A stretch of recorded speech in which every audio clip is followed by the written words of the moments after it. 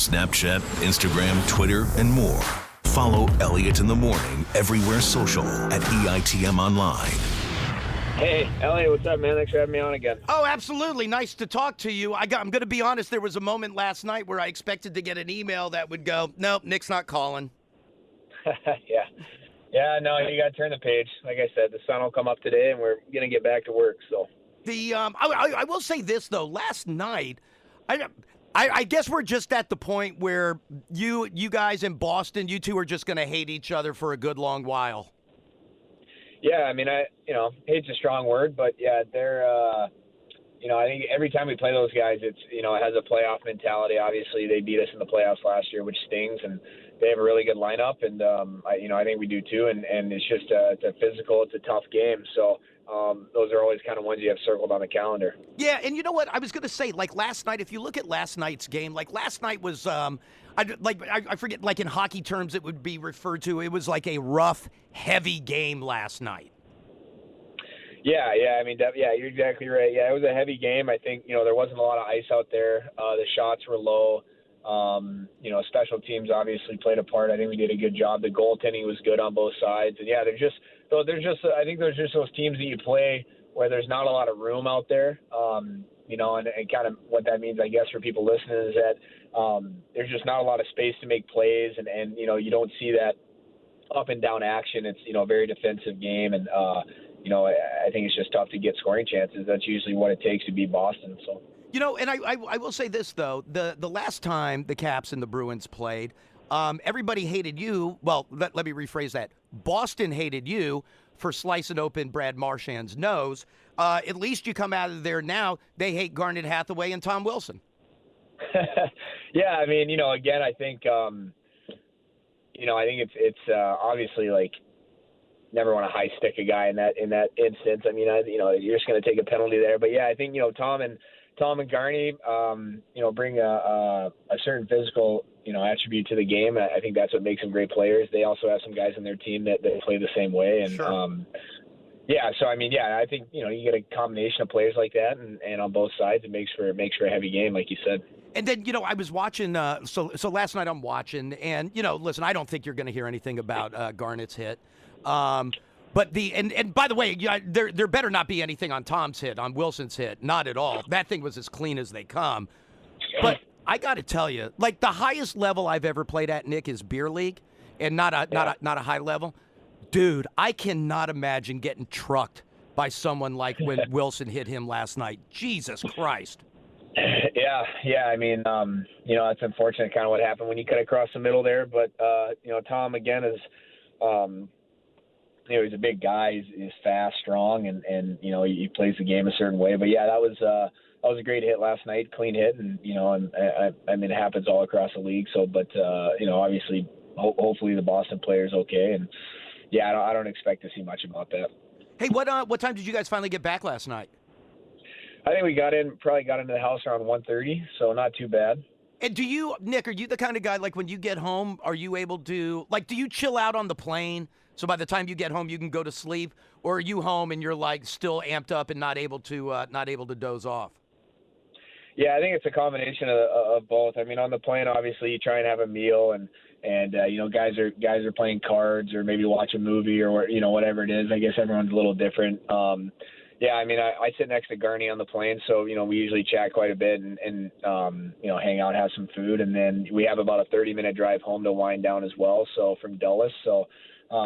Yeah, I mean, last night wasn't too bad, but yeah, a lot of nights I have a difficulty falling asleep. I think it's tough to get your body, and your brain amped to a point where you got to play a physical hockey game, and then all of a sudden you ask it to shut itself down 30 minutes to an hour later. So. Hey, so let me ask you this, Nick. Earlier this morning, somebody called in and we were talking where January, and listen, I'm just going to be honest, and you would be the first to agree, January hasn't been the best month of the season for the Caps. And it just seems like it's one of those months, or it's one of those periods, and every team goes through it, where it's lose 2, win 1. It's just like you can't get on that streak, and it just doesn't go. Is that just part of the natural cycle? Like I was saying earlier this morning, if that's going to be our January, I'd much rather it be right now than towards the end of the season. or even at the beginning of the season where you're off to a slow start, but you're not going to win every game. And it just seems like no matter how good of a season it is for somebody, you do hit a stretch where it's just not as smooth sailing as it is, that you go through a patch where it's bumpy. Yeah, I mean, I think that, that's with anything. I think definitely with sports, it's challenging to be – I mean, consistency is the hardest thing to do in sports, right? As a player, as an individual, as a team, that's the most challenging thing, is to play well and have your A-plus game every single night. And I think we obviously had a great start to the season. And, in January, too, you have to remember, too, we're dealing with quite a bit of injuries, a lot of COVID. We had a lot of guys coming in and out of the lineup, and obviously, like, you see the guys miss 8 to 10 days, and all of a sudden you see them back, and I'm sure fans are like, oh, they're back and they're playing. But, I mean, I came back after 10 days, and I felt the worst I'd ever felt after having COVID. So we have guys that are mixing in, dealing with that. Obviously, we have we have quite a bit of injuries as well. But, yeah, I mean, it's tough. It's tough to have your A game every night. And I do think that, the Washington Capitals, with winning the Stanley Cup and stuff like that within the last 3 or 4 years, like, you go into other teams' buildings, and that's a big-time game for a lot of teams, and teams are revved up to play. So I do think we get everyone's A-plus game when we play them. But I mean, it's challenging to stay consistent throughout the season. But, I think that's why you have to lean on your systems and lean on the things that the coaches are giving you. And because it's tough to feel 100% at all times. But you definitely have to find a way to continue to grab points here and there. And then, once we get healthy and then try and get everything back on the track. And that's kind of where you're going to be able to fall into a groove. So, hey, Nick, will you clarify something for me? When you said you came back from COVID after 10 days and you felt worse than you'd ever felt, you felt worse than you ever felt because you hadn't skated in 10 days, or because were your symptoms that bad? No, I think it was a combination. My symptoms weren't too bad, but I mean, you ask any hockey player, you take more than 1 day off and you come back to skate and you feel terrible. So, I mean, you take 10 days off, that might as well be a month at that point. And it's tough to get back into the groove. And then also, like, your body's still, at that 10-day point, I mean, who's to say your body's still not fighting a little bit of a virus off, and you still have a little bit in your system at that point. And it makes it challenging. I mean, your body was fighting off a virus for 10 days, and then you come back and you ask it to play at a high level versus guys that, have not been out and have been playing consistent hockey. So I think it was probably just a combination of the two. If I walked into the Capitals locker room and the entire team was sitting in there, and I said, who can tell me the parameters of what an outbreak on a team looks like for the league to postpone a game, is there anybody in that locker room that knows the answer? No, I don't think so. I don't think there is an answer. I don't get it. I don't understand it. It doesn't make any sense to me. Yeah. I mean, I agree. I mean, I'd rather continue to keep playing games, because I think, when you shut it down, you just shut everyone down, and then everyone's got to, get back in shape. And it's a much bigger issue than just removing players from the group. But, our medical staff have done an awesome job, and they've done a great job installing the protocols and keeping to them and wearing the masks and stuff like that. So, yeah, we've had quite a bit of I guess, COVID within our team, but it's been, slow moving, and guys have been able to bounce back from it fairly quickly. So. I'm assuming you realize there's only one guy on the team who has not had to sit for COVID yet. I think there's more than that, actually. But yeah, I mean, it's the number is much lower than it is guys having it. So, I thought Ovechkin was the only one who hasn't popped positive. I mean, you talking about this year or in general? Oh no, I was talking this year. Yeah, no, I mean, I think there's still 5 or 6 or 7 guys that still haven't tested positive. I gotcha. Hey, total side note. Do the players in the league care? Like, guys are making a big deal about Keith Yandle right now, and in Philly, and how he's like 4 games away from setting the Iron Man record. And obviously, and I think Philly's lost 10 or 11. They're trash. But everybody's like, he doesn't just have to worry about injury. He could pop positive at any moment. Yeah. Yeah, I mean, that would be brutal. I think that'd be awful. I mean, I I don't know what they would do in that instance, but, the protocols are the protocols, and I'm sure the league is going to stand by him, and the NHL, and, the Flyers are going to have to stand by him too, obviously. So I think there's probably Flyers fans that wish that he would pop positive and get out of the lineup already. I don't know. I mean, I think the Ironman record is something pretty special. So, I hope he can continue to push for that. And I mean, that's amazing for him to play that many games in a row. That's absolutely incredible. So, hey, do you wish I know that everything changes after the All-Star break in terms of testing of you guys. Do you wish the league would have done that earlier? Honestly, I mean, it's tough to have an opinion on that. I think the one thing that was challenging was that when we had guys that had zero symptoms testing positive, and then they'd have to sit out for 8 to 10 days, and they continue to have zero symptoms, and they come back. I mean, everybody that we miss is a big piece, in their own way, and I think it's frustrating for that player just to be sitting out, missing, games played. Also, you miss opportunity without being in the lineup, and I think that's the most challenging thing. But so I think that was probably something that needed to be addressed. I don't know if it was necessary to be testing asymptomatic players every single day or every third day, but right. At the same point, I mean, we're also doing ourselves a favor by doing that, because we a lot of us have kids and families too, and a lot of us have kids that are unvaccinated because they're too young, sure. And that could put your family at risk too. So I think there was a little bit of give and take on that. I mean, hockey and family are obviously, two big things, and I think it was important to protect the kids as well. Yeah, you know what? That's a fair point. That's a very fair point. Hey, let's go back to Ovechkin for a second. And I feel like, I mean, every season, all year long, it comes up. But Jesus Christ, he's having another career year. Yeah, I mean, he's incredible. I mean, he's in my opinion, he's the best goal scorer I think that will ever play the game in this new era of a game versus this goaltending and guys who watch so much video. I mean, it's like Ovi obviously is such a huge part of our power play, and he leads all-time leader in power play goals. Yet he's been doing the same thing for 16 years. It's amazing how he can still get it done and still find space out there. When he's a key target that everyone focuses on. I mean, he's a very, very special player, and it's just been fun to rub shoulders with him. So. Hey, so the other night on the broadcast, they were talking about, it was the anniversary of Ovechkin's goal against the Coyotes when he was laying on his back and managed to fire the puck. And then, I mean, and you forget how long ago that was. I was trying to do the math. Was Nick Dowd 15 or 16 when that happened? How many years ago was that? Wasn't it 2006? I want to say that he did it. 2006. So yeah, I was 16 at that point. Yeah. Were you into hockey enough? Like, do you remember that goal? Yeah, I remember that goal. But I was at boarding school at the time. Just got into my first year of boarding school. But of course I remember it. I mean, I think every kid that was of age that understood hockey would remember that goal when it happened. So. Did you try to replicate it at boarding school? Hey, watch this. No, not even a chance. I mean, I don't even think Old could replicate that. It was such an instinctual play. Like watching him do it was.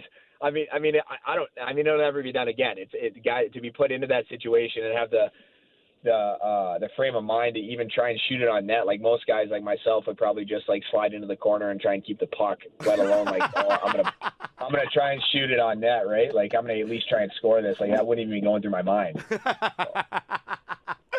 I'm bummed out that the NHL guys aren't going to the Olympics. Obviously, I totally understand it. But looking at the schedule, because there was obviously a number of games that were postponed and have to be jammed in there, what was supposed to be a nice 2-week run to the Caribbean for most of you guys is completely jammed up right now. Yeah.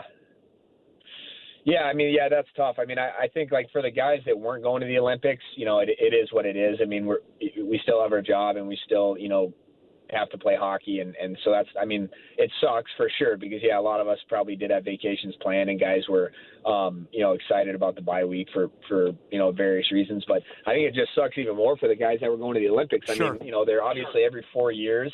Guys get older, I mean, there's just, who's to say that there's not that many opportunities for certain guys to play at their highest level for their country. I mean, I think ice hockey in the Olympics has been so special for the players, and it means so much to have it obviously, taken away in a sense. I mean, it's really tough, especially guys like, it could be guys as last, but then it also could be, guys who played really well this year, and it could be their first, and maybe they were on the bubble to make the team. I mean, you just never know what's going to happen in another 4 years. So it's a little heartbreaking for those guys for sure. So I believe we're about officially at the halfway point of the season. I think we actually may be officially at the half. Yeah, 41. Yeah. Is there anything, if you were in charge of the team, Nick? Is there anything that Coach Dowd would go? Here's one or two things that we must improve between now and the end of the year as the playoffs get underway.